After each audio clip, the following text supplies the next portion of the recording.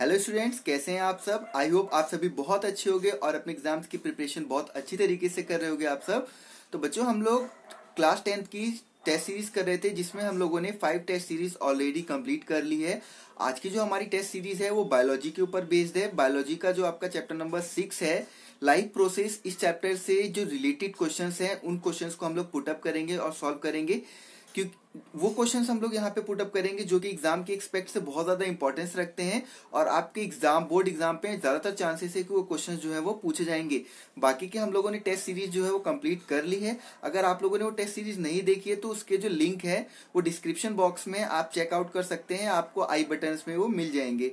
और प्लेलिस्ट भी है, आप वहां पे भी जाके से चेक कर सकते हैं। और अगर आपने चैनल अभी तक सब्सक्राइब नहीं किया तो चैनल को सब्सक्राइब कर दीजिए। चलिए हम लोग अपनी टेस्ट सीरीज शुरू करते हैं, जिसमें हमारा पहला क्वेश्चन है, what process in plant is known as transpiration. Plant में किस प्रोसेस को हम लोग ट्रांसपीरेशन के नाम से जानते हैं। तो इसका आंसर क्या होगा, it is loss of water in the vapour form from the expose part of A plant. यानी कि प्लांट के उन हिस्सों से वाटर का लॉस होना हमारा क्या कहलाता है, ट्रांसपीरेशन कहलाता है। देखिए, जब उसके ऊपर सन की लाइट पड़ती है प्लांट के ऊपर तो क्या होता है, जो उसके अंदर एक्सेस अमाउंट में वाटर होता है वो लॉस हो जाता है। ठीक है, इवोपरेट हो गई, मतलब वाष्प बन के उड़ जाएगा। इसी को हम लोग ट्रांसपीरेशन या फिर के हिंदी में स्वेद की प्रक्रिया कहते हैं। तो इस तरीके से आप लोग आंसर लिखेंगे। अभी तो हम लोग एक दो शॉर्ट क्वेश्चंस देख लेते हैं, देन उसके बाद हम लोग बड़े बड़े क्वेश्चंस देखेंगे। और अगर बच्चों आप लोगों को जैसे कोई भी प्रॉब्लम है, कोई भी क्वेरी है, तो आप लोग कमेंट सेक्शन में पूछ सकते हैं। मैं आप लोगों की डाउट क्लास में सारे के सारे जो क्वेरीज हैं उन सबको सॉल्व करा दूंगा। तो चलिए सेकंड क्वेश्चन देखिए। सेकंड क्वेश्चन है, how do autotrophs obtain CO2 and N2 to make their food.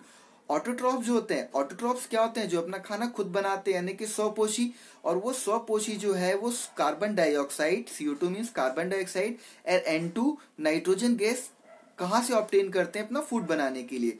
तो इसका आंसर क्या होगा, autotrophs obtain CO2 from air. Autotroph जो CO2 ऑब्टेन करते हैं वो एयर से ऑब्टेन करते हैं।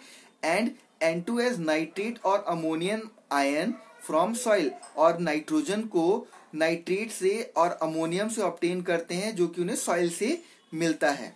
ठीक है, चलिए नेक्स्ट क्वेश्चन की तरफ हम लोग आगे बढ़ते हैं। नेक्स्ट क्वेश्चन है हमारा, What is the role of acid in our stomach। देखिए बच्चों, हम लोग जानते हैं कि हमारे पेट में क्या होता है, एसिड रिलीज होता है। जब भी हम लोग खाना खाते हैं तो उस खाने को डाइजेस्ट करने के लिए क्या होता है, पेट के अंदर एसिड रिलीज होता है। इसीलिए कहा जाता है कि आप लोगों को एक प्रॉपर टाइम पे खाना खाना चाहिए। मान लीजिए कि जैसे आपको आदत है, आप एक बार मॉर्निंग में 9 बजे खाना खा लेते हैं, देन एक बार शाम को खाते हैं 3-4 बजे, देन रात को खाते हैं 8-9 बजे। तो उस केस में क्या होता है, हमारा जो पेट है उसको आइडिया मिल जाता है कि किस किस टाइम पे HCl रिलीज करना होता है। तो इसी तरीके से अगर आप बाई चांस मान लो कभी आपका खाना स्किप हो जाता है, आप दोपहर में नहीं खा पाते हो 3-4 बजे के आसपास, तो उस केस में क्या होता है, हमारे पेट को तो पता है ना कि इसको HCl रिलीज करना है, तो HCl रिलीज कर देगा। तो उस केस में अगर आपने खाना नहीं खाया तो डाइजेस्ट क्या करेगा, तो उसी वजह से इरिटेशन वगैरह होने लगती है पेट में और हमें उससे रिलीफ लेने के लिए एंटासिड वगैरह लेना पड़ता है। ये हम लोग चैप्टर नंबर 2 में हम लोगों ने क्वेश्चन कवर अप किया था। ठीक है, तो हमें यहाँ पे खाली इतना बताना है कि एसिड का रोल क्या होता है हमारे स्टमक में। HCl of gastric juices disinfect the food. सबसे पहले काम HCl जो होता है वो फूड को डिसइंफेक्ट करने का काम करता है। And acidifies it proper functioning of proteolytic enzyme pepsin. और क्या करता है, उसे प्रॉपर फंक्शनिंग करने के लिए उसके अंदर एंजाइम्स वगैरह प्रोड्यूस करने लगता है। ठीक है, तो इस तरीके से आप लोग इसका आंसर लिखेंगे। नेक्स्ट क्वेश्चन की तरफ आगे बढ़ते हैं हम लोग। नेक्स्ट क्वेश्चन है हमारा, what is the role of saliva in the digestion of food. Food के डाइजेशन में सलाइवा का क्या काम होता है। सलाइवा क्या होती है, लार है ना। लार का क्या काम होता है खाने को पचाने में। तो इसका आंसर होगा, saliva moistens the ingested food with mucus. Saliva क्या करता है, जो भी हम लोग खाना खाते हैं उसके अंदर लार को, मतलब लार के साथ वो खाना मिल जाता है और उसको क्या कर देता है, वो सॉफ्ट कर देता है, या फिर के मॉइस्ट करने का मतलब नम कर देता है। Sterilizes it with the lysozyme and partially digest starch part of the food. और ये क्या करता है, लाइसोजाइम्स भी प्रोड्यूस करता है, जिससे खाना जो है उसके अंदर जितने भी, स्टेरिलाइजिस का मतलब होता है जितने भी उसके अंदर बैक्टीरिया वगैरह है वो मर जाते हैं। And partially digest the starch of the food. और क्या करता है, फूड के अंदर जो भी स्टार्च मौजूद होता है उसे पार्शियली डाइजेस्ट करता है, मतलब पूरी तरीके से डाइजेस्ट नहीं कर पाता है, थोड़ा बहुत डाइजेस्ट करता है।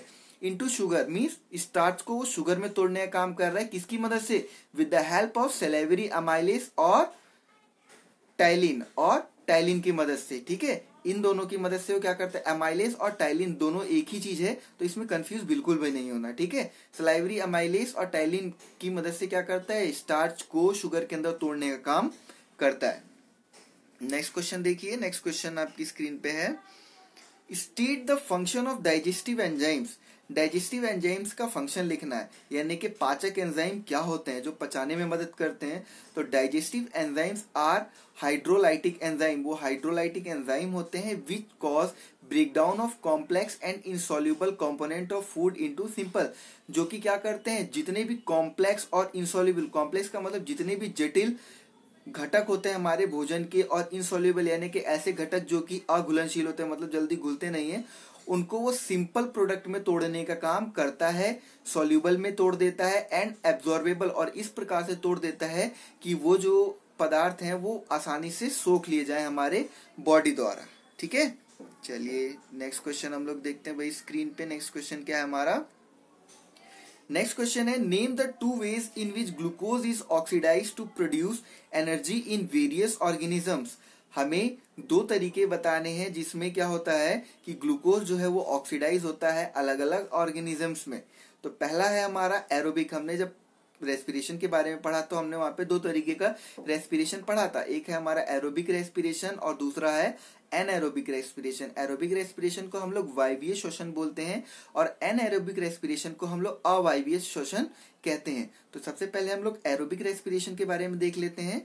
Aerobic respiration in which glucose is completely oxidise to carbon dioxide, जिसके अंदर ग्लूकोज जो है पूरी तरीके से ऑक्सीडाइज हो जाएगा, मतलब पूरी तरीके से यूटिलाइज हो जाएगा, टूट जाएगा और हमें कार्बन डाइऑक्साइड और वाटर देगा with the help of oxygen, oxygen की मदद से। और इस दौरान क्या होता है कि 686 किलो कैलोरी एनर्जी पर मोल भी रिलीज होती है, यानी कि एक मोल में इतनी कैलोरीज रिलीज होती हैं।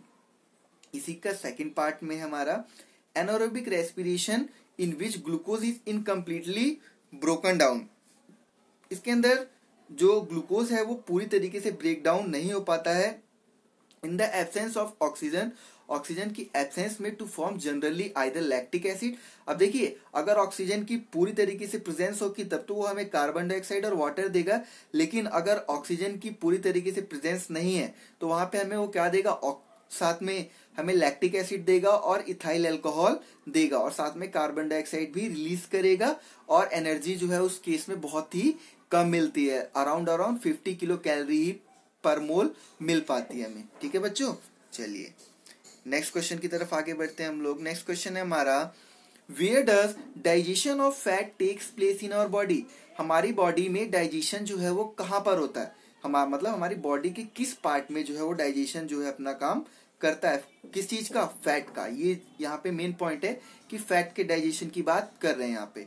तो आंसर क्या होगा इसका? Digestion of fat occurs in first part of small intestine with the help of enzyme, यानी कि पहला पार्ट जो होता है उसका वो स्मॉल इंटेस्टाइन के अंदर होता है with the help of enzyme lipase that act on emulsified fat, जो कि लाइपेज की मदद से क्या करता है? फैट को इमल्सिफाई करने का काम करता है। इमल्सिफाई करने का मतलब होता है कि छोटी छोटी यूनिट्स में तोड़ना है। यहाँ पे आप लोग ध्यान रखेंगे, इमल्सिफिकेशन का मतलब होता है छोटी छोटी यूनिट्स में तोड़ना है, क्योंकि फैट एक काफी लंबा स्ट्रक्चर होता है जिसको अगर हम लोग जब ब्रेक डाउन करते हैं तो हम लोग छोटी छोटी यूनिट में तोड़ते हैं, तो उसी प्रोसेस को इमल्सिफिकेशन कहा जाता है। तो यहाँ पे जो फैट है वो किस में टूटता है? फैटी एसिड में टूटता है और ग्लिसरॉल में भी टूटता है। ठीक है, और जो डाइजेशन का जो पार्ट है स्मॉल इंटेस्टाइन के अंदर उसे हम लोग डोडेनम और जेजुनम कहते हैं। इस चीज को आप लोग याद रखेंगे, साइंटिफिक वर्ड है, ज्यादा जरूरी नहीं है, लेकिन फिर भी अगर याद हो सकता है तो याद रखें, ज्यादा बेटर रहेगा।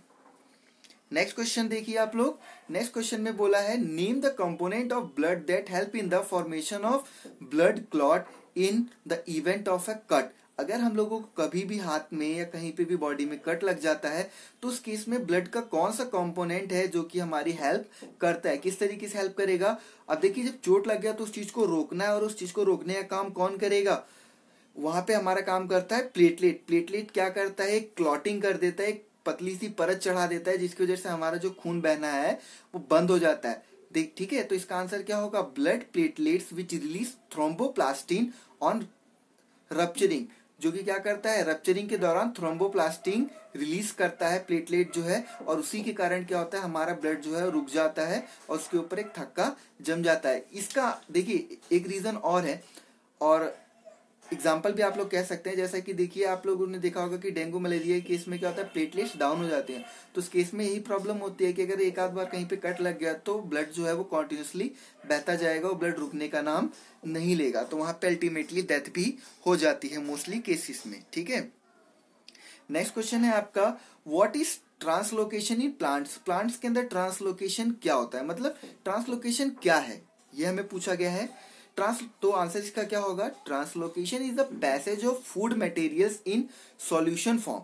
यानी कि ट्रांसलोकेशन प्रोसेस में क्या होता है कि फूड मटेरियल्स का ट्रांसफर होता है एक जगह से दूसरी जगह। पैसेज का मतलब होता है आना जाना, तो क्या होता है, फूड मटेरियल्स का आना जाना होता है, लेकिन किस फॉर्म में, सॉल्यूशन की फॉर्म में। यानी कि फूड को पहले तोड़ दिया जाता है, तोड़ के उसे पूरा लिक्विड बना दिया जाता है, ठीक है, प्लांट के अंदर ही, in plant from the region of their supply और manufacture to the region of their use और स्टोरेज, और उसे उस जगह पर भेज दिया जाता है जहां पर उसकी स्टोरेज होनी है और जहां पे उसका यूज होना है। स्टोरेज इसलिए होनी है क्योंकि सारा का सारा तो यूटिलाइज नहीं करेगा, जो थोड़ा बहुत बच जाएगा उसको वो स्टोर कर लेता है और बाकी अपना फूड। नेक्स्ट क्वेश्चन है आप लोगों का, state basic differences in the process of respiration and photosynthesis.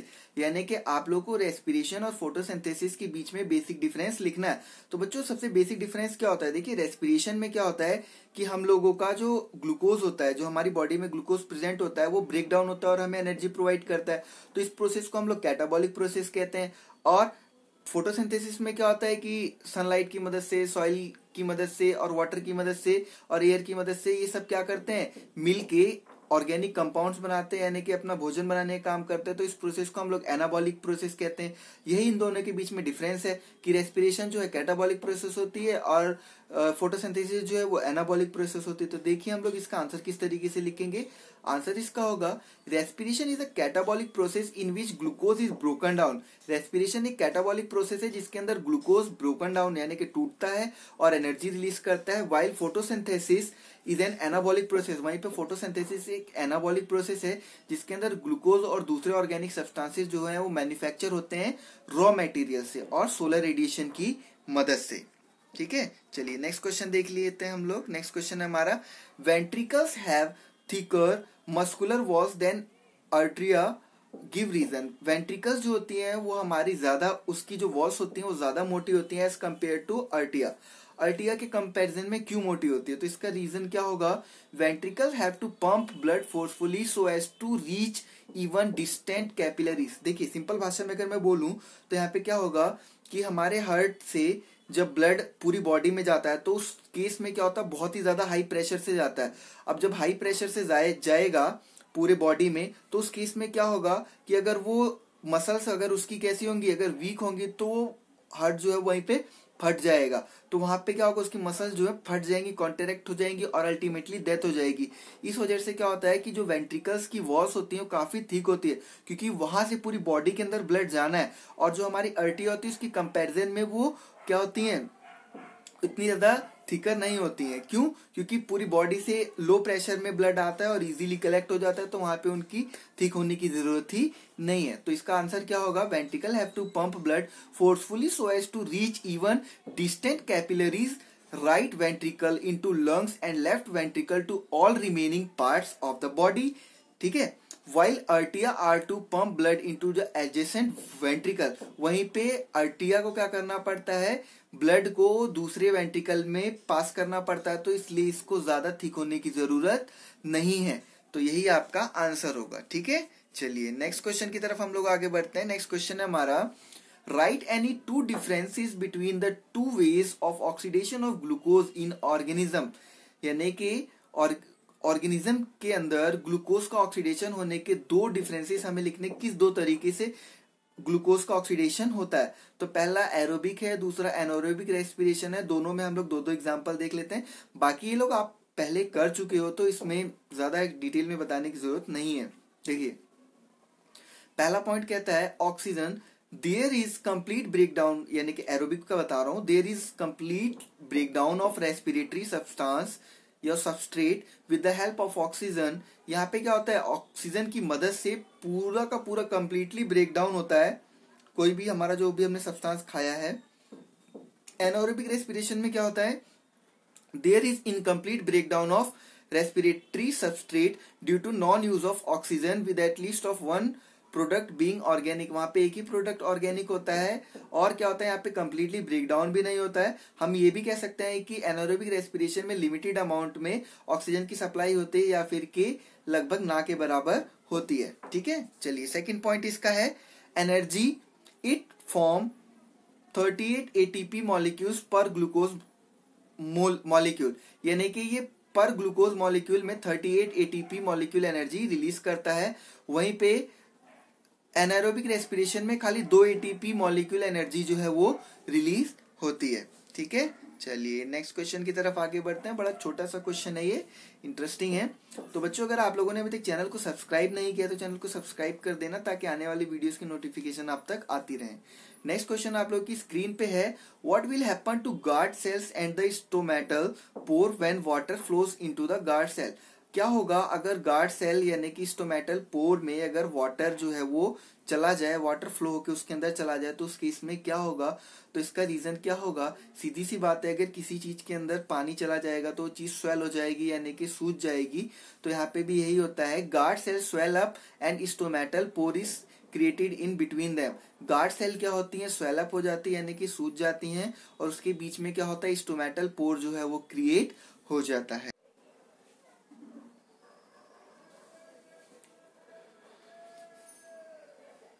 Next question देखिए आप लोग। नेक्स्ट क्वेश्चन है, what is excretion, how do unicellular organisms remove their wastage. यानी कि एक्सक्रीशन क्या होता है, उत्सर्जन प्रक्रिया क्या होती है, और जो यूनिसेलुलर होते हैं यानी कि एकल कोशिकीय होते हैं वो अपने अंदर से वेस्ट को किस तरीके से एक्सक्रीट आउट करते हैं यानी कि बाहर निकालते हैं। तो इसका आंसर क्या होगा, excretion is a biological process of removal of harmful metabolic waste. Excretion एक बायोलॉजिकल प्रोसेस है, एक जैविक प्रक्रम है जिसके अंदर क्या होता है कि कोई भी बॉडी जो है वो मेटाबॉलिक वेस्ट जो है अपने अंदर से क्या करती है, हार्मफुल मेटाबॉलिक वेस्ट को अपने अंदर से बाहर निकालने का काम करती है। इन unicellular organisms excretion occurs through simple diffusion from the surface. Unicellular organisms के अंदर हम लोग जानते हैं क्योंकि उनकी बॉडी डिफाइंड नहीं होती है, ना ही उनका खाने का मुंह और ना ही कहीं से एक्सक्रीट करने का कोई सिस्टम होता है, इसलिए वो क्या करते हैं, सिंपल डिफ्यूजन प्रोसेस के थ्रू अपना खाना भी खाते हैं यानी कि फूड का इंटेक भी करते हैं, और सिंपल डिफ्यूजन प्रोसेस के थ्रू वो खाने को एक्सक्रीट आउट भी करते हैं। तो इसका आंसर ये होगा। ठीक है, नेक्स्ट क्वेश्चन की तरफ हम लोग आगे बढ़ते हैं। नेक्स्ट क्वेश्चन है हमारा, why is diffusion not sufficient to meet oxygen requirement of all the cells in multicellular organism. ऐसा क्यों कहा गया है कि जो डिफ्यूजन है वो सफिशिएंट नहीं है कि मल्टीसेलुलर ऑर्गेनिजम्स में सारे के सारे जो ऑक्सीजन की रिक्वायरमेंट है वो हर जगह कंप्लीट हो पाए। ऐसा क्यों होता है, देखिए क्या होता है कि सारे के सारे जो लिविंग ऑर्गेनिजम्स होते हैं, सॉरी मल्टीसेलुलर जो ऑर्गेनिजम्स होते हैं उनकी बॉडी जो है वो डिफरेंट टाइप की होती है यानी कि अलग अलग तरीके के सेल से मिलकर बनी है। इसीलिए यहाँ पे क्या होता है, और डिफ्यूजन एक बहुत ही स्लो प्रोसेस होती है। इसी वजह से क्या होता है कि नॉर्मली डिफ्यूजन प्रोसेस से हर एक जगह पे ऑक्सीजन जो है पहुंच नहीं पाता। तो इसका आंसर क्या होगा, all living cells are not in direct contact with the environment. सारे के सारे लिविंग सेल्स जो होते हैं वो डायरेक्ट कॉन्टेक्ट में नहीं होते एनवायरमेंट के साथ। डिफ्यूजन एक स्लो प्रोसेस है and it will take a very long time, और ये बहुत लंबा समय ले लेती है, डेज एंड मंथ, लगभग दिन भी हो सकता है पूरा और महीना भी हो सकता है, to reach every living inside the body, यानी कि बॉडी के अंदर हर एक सेल तक ऑक्सीजन पहुंचने के लिए। ठीक है, ऑफ अ मल्टीसेलुलर ऑर्गेनिज्म। तो यही इसका आंसर होगा। नेक्स्ट क्वेश्चन है हमारा, how desert plants perform photosynthesis if their stomata remains close during the day.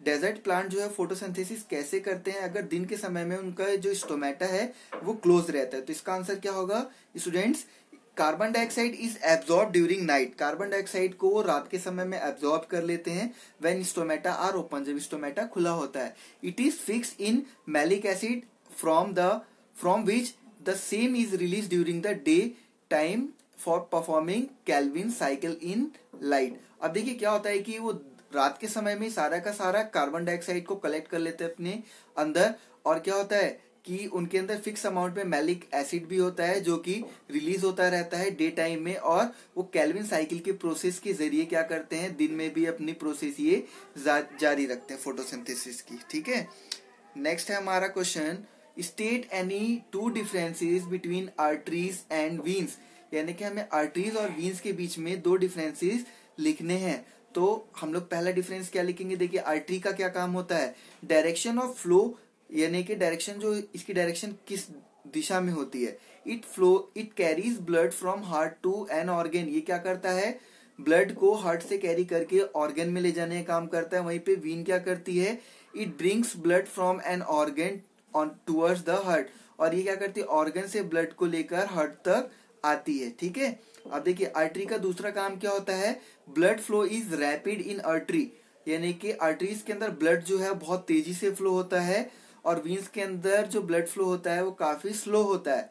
ठीक है, आर्टरीज जो होती हैं जर्क, मतलब blood flows with jerk, arteries के अंदर जो ब्लड होता है वो झटके में बहता है, जर्क मतलब होता है झटका, झटके में बहता है। वहीं पे वीन्स के अंदर जो ब्लड फ्लो होता है वो बहुत ही स्मूथली होता है। ठीक है, और प्रेशर की बात करें तो क्या होता है, आर्टरीज के अंदर ब्लड जो होता है वो हाई प्रेशर में फ्लो होता है, इसीलिए आर्टरीज जो होती हैं एज कम्पेयर टू वीन्स काफी मोटी होती हैं। वीन क्या होती है, there is little pressure, vein के अंदर क्या होता है, बहुत ही कम प्रेशर होता है।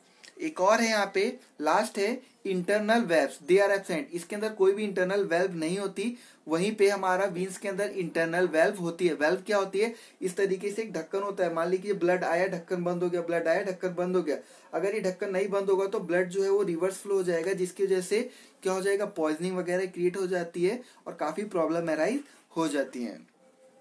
नेक्स्ट क्वेश्चन है हमारा, how is process of transpiration useful to plant, transpiration की प्रोसेस जो है किस तरीके से प्लांट के लिए यूजफुल होती है। फर्स्ट पॉइंट है इसका, it help in upward transport of SAP water and mineral, यानी कि क्या करता है, ट्रांसपीरेशन की मदद से जो नीचे भोजन बन रहा होता है जड़ों में, या वैसे भोजन तो पत्तियों में बनता है, लेकिन जो नीचे से जो पानी को खींचना होता है और मिनरल्स को जो खींचना होता है जड़ों से, वो ट्रांसपीरेशन जब ऊपर की तरफ प्रोसेस लगाता है तो ऊपर की तरफ खींचते चले आते हैं। Transpiration, second point is transpiration cools down the sun expose leaves and concentrate the minerals present in the rising water, transpiration क्या करता है, कूल डाउन करने का काम भी करता है, क्योंकि पत्तियां दिन भर सूरज की धूप में रहती हैं और उसी को वो कूल डाउन करने का काम करता है, नीचे से पानी को खींच के ऊपर ले आता है और ठंडा कर देता है। नेक्स्ट क्वेश्चन है हमारा, name one nitrogenous waste present in urine, हमारे यूरिन में प्रेजेंट एक नाइट्रोजनस वेस्ट का नाम लिखना है। और what is the basic unit kidney called, और किडनी की बेसिक यूनिट को हम लोग क्या कहते हैं। How is the amount of urine produce regulated, और यूरिन जो भी प्रोड्यूस होता है उसको किस तरीके से रेगुलेट किया जाता है। तो आंसर हम लोग इसका कैसे लिखेंगे, सबसे पहले का आंसर क्या होगा, नाइट्रोजनस वेस्ट, सबसे मतलब कौन सा वेस्ट प्रोड्यूस होता है, यूरिया प्रोड्यूस होता है। दूसरा यूनिट कौन सी होती है, नेफ्रॉन होती है, जिसे हम लोग यूरिनेफ्रस ट्यूब्यूल भी कहते हैं, यूरिनेफ्रस ट्यूब्यूल भी कहते हैं। ठीक है, रेगुलेशन कैसे होगा, ठीक है, रेगुलेशन हमारा कैसे होता है, hormone regulates the amount of urine produce, hormone क्या करता है, यहाँ पे वैसोप्रेसिन नाम का एक हार्मोन होता है जो क्या करता है, यूरिन जितना भी प्रोड्यूस होता है उसको रेगुलेट करने का काम करता है। It is secreted by pituitary in the amount required to concentrate urine through bringing about reabsorption of water from the primary urine, यानी कि पिट्यूटरी से क्या करता है, सिक्रीट करता है, और उसी कंसंट्रेशन के हिसाब से कि कितना जो है वो मतलब कितना यूरिन जो है वो रीएब्जॉर्ब हो जाएगा, उसी के अकॉर्डिंग वो दोबारा यूरिन रिलीज करता है, ज्यादा रिलीज नहीं करता। ठीक है, नेक्स्ट है हमारा, explain the statement bile does not contain any enzyme but it is essential for digestion, bile के अंदर कोई सा भी एंजाइम नहीं होता लेकिन फिर भी ये क्या होता है, डाइजेशन में मदद करता है। Role of bile in digestion क्या होता है, ये क्या काम करता है, बाइल जूस क्या करता है, breaking of fat into fine globules और इमल्सिफिकेशन, फैट को तोड़ने का काम करता है इसीलिए। और बाइल जूस कौन रिलीज करता है, लीवर रिलीज करता है। ठीक है, अब इसीलिए देखा, आप लोगों ने सुना होगा कि जिसका लीवर कमजोर हो जाता है या जिसे लीवर की प्रॉब्लम होती है उसे कहा जाता है कि ऑयली चीजें ना खाए, फैट वाली चीजें ना खाए। क्यों? क्योंकि लीवर खराब हो गया और लीवर का ही तो काम था बाइल जूस प्रोड्यूस करना, बाइल जूस प्रोड्यूस कर ही नहीं पाएगा तो जो भी फैट खाएंगे वो ब्रेक डाउन ही नहीं हो पाएगा। ठीक है। और सेकंड पॉइंट क्या कहता है? Neutralisation of fat, neutralisation of acidity and making food alkaline. क्या करता है? एसिडिटी को न्यूट्रलाइज करने का भी काम बाइल जूस करता है और मेकिंग फूड एल्कलाइन, और फूड को एल्कलाइन भी बनाता है for action of pancreatic and other enzyme, ताकि उसके ऊपर पैनक्रिएटिक और दूसरे एंजाइम जो है वो वर्क कर पाए। ठीक है, चलिए नेक्स्ट क्वेश्चन की तरफ आगे बढ़ते हैं। नेक्स्ट क्वेश्चन है आपका, what are villi, mention their function. हमें बताना है कि विलाई क्या होती है और उसके फंक्शन क्या होते हैं। तो देखिए पहला इसका पॉइंट क्या होगा? They are transverse folds of intestine wall that not only increase surface area but also reach deep into the lumen of intestine for absorption or digested food. Villi possesses blood capillaries and lacticles. ठीक है, देखिए simple भाषा में अगर मैं बोलूं तो villi क्या होती है? विलाई फिंगर लाइक स्ट्रक्चर्स होती है हमारी स्मॉल इंटेस्टाइन के अंदर, जो कि फूड को एब्जॉर्ब करने का काम करती है। जब भी फूड हमारे स्मॉल इंटेस्टाइन से जा रहा होता है तो ये अपना सरफेस एरिया लार्ज कर लेती हैं और क्या करती हैं, उसके अंदर जितना भी मिनरल वगैरह होता है उन सभी को एब्जॉर्ब कर लेती हैं और हमारी ब्लड कैपिलरीज में छोड़ देती हैं, ताकि हमारे ब्लड के अंदर वो मिनरल्स जो है वो चले जाएं। ठीक है, चलिए नेक्स्ट क्वेश्चन है आपकी स्क्रीन पे, what is emulsification of fat, why is it necessary. Emulsification of fat क्या होता है और ये नेसेसरी क्यों होता है? ठीक है, तो मैंने आपको पहले ही बताया था कि इमल्सिफिकेशन में क्या होता है, जो हमारे फैट मॉलिक्यूल्स होते हैं उनका ब्रेकडाउन होता है स्मॉलर फैट पार्टिकल्स में। तो emulsification of fat is the conversion of the large fat pieces into very fine fat globules, यानी कि लार्ज फैट ग्लोब्यूल्स को वेरी फाइन ग्लोब्यूल्स में तोड़ना, which can be efficiently acted upon bye lipase, जिसके ऊपर lipase जो है फिर अपना वो काम कर पाए। ठीक है, इसी के साथ बच्चों हमारी टेस्ट सीरीज खत्म होती है।